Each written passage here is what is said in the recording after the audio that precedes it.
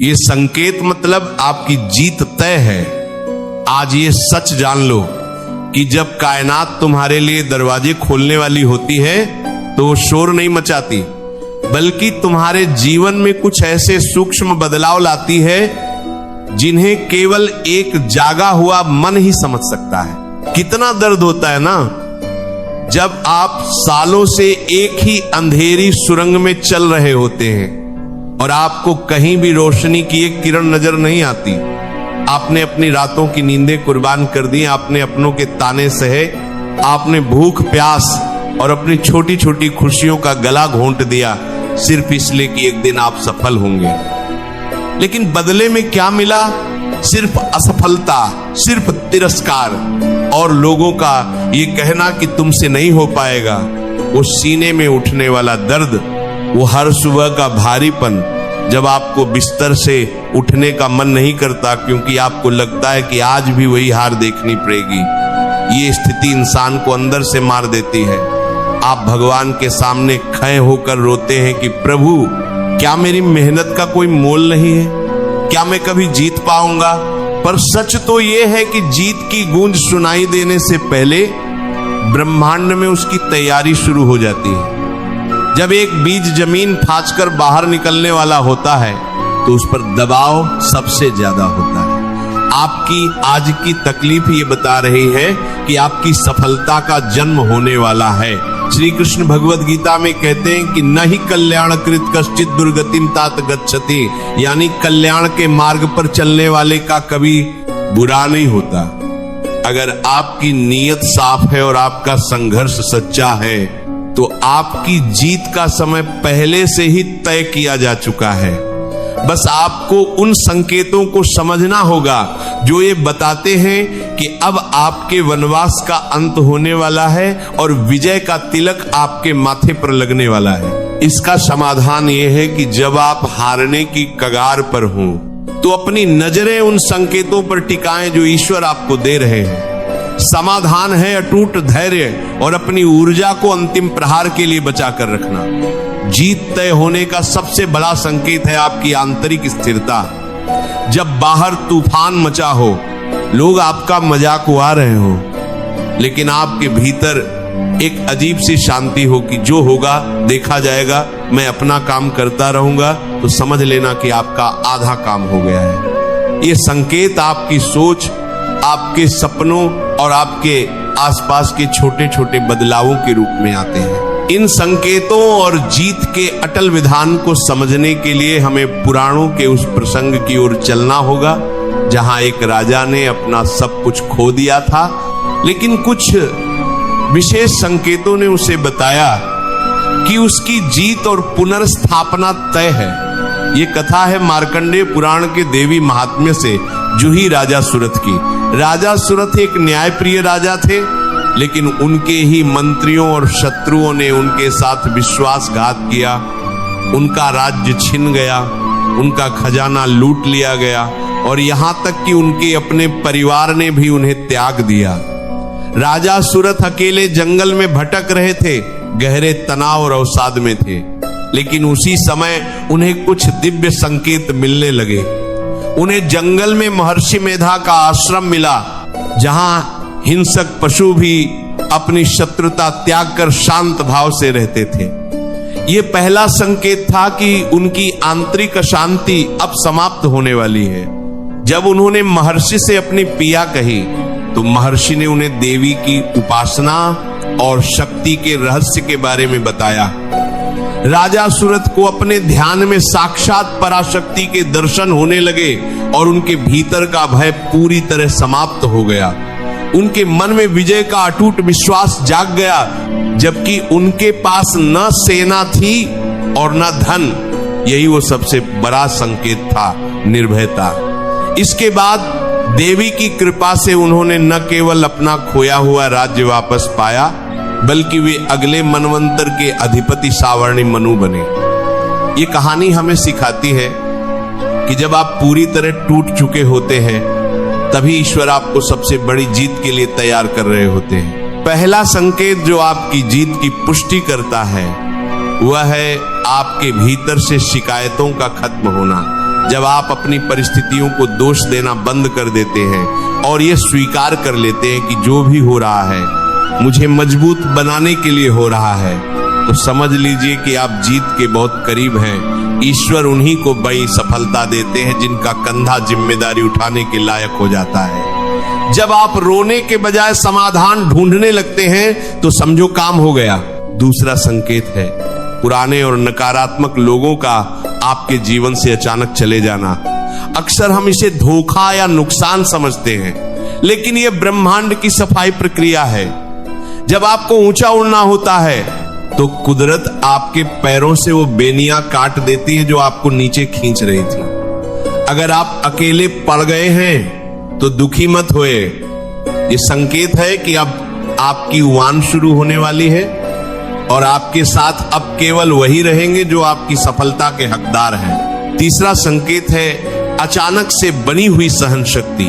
अगर आज आप उन बातों पर नहीं चित्ते जिन पर आप पहले आग बबूला हो जाते थे, अगर आप लोगों के अपमान को मुस्कुराहट के साथ पी जाते हैं, तो समझ लेना कि आप एक लीडर बन चुके हैं। सफलता केवल पद या पैसे से नहीं आती, वह उस मानसिक गहराई से आती है जो किसी भी परिस्थिति में विचलित न हो। श्री कृष्ण ने भी शिशुपाल की 100 गालियां सुनी थी क्योंकि वे अपनी जीत और अपनी शक्ति को जानते थे।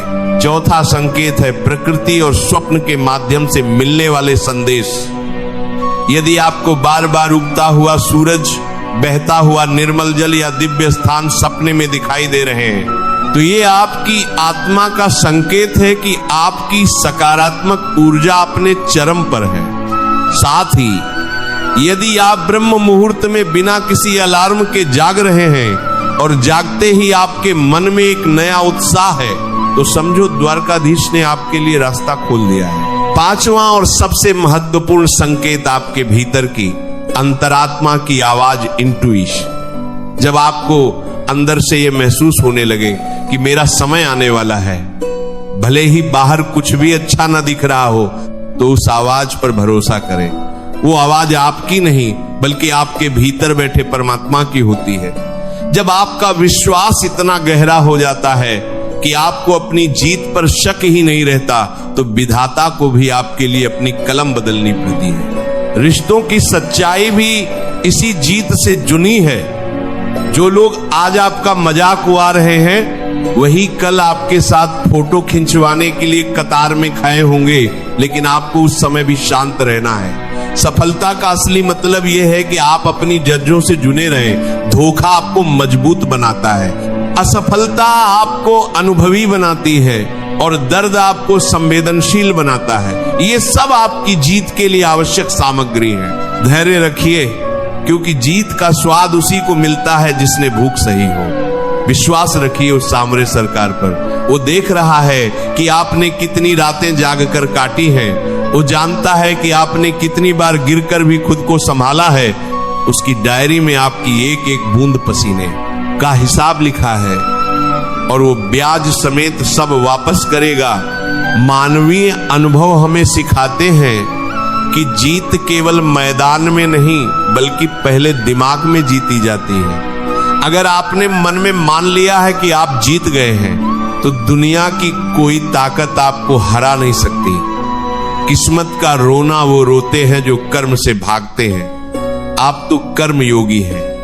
आपका हर एक कदम आपको उस मंजिल की तरफ ले जा रहा है जहां आपका नाम इतिहास के पन्नों में दर्ज होगा। प्यार और करुणा को अपना हथियार बनाइए।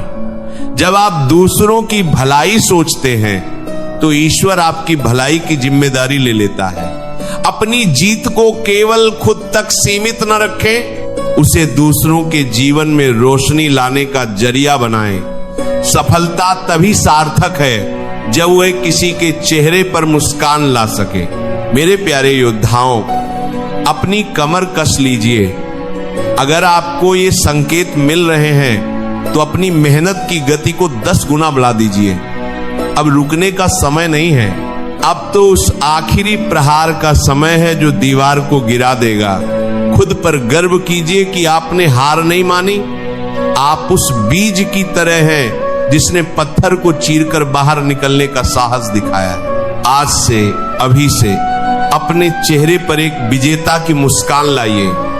दुनिया को ये मत बताइए कि आप कितने दुखी हैं, बल्कि दुनिया को ये दिखाइए कि आप कितने मजबूत हैं। आपकी खामोशी आपका शोर मचाएगी। श्री कृष्ण की गूंज आपके कानों में होनी चाहिए।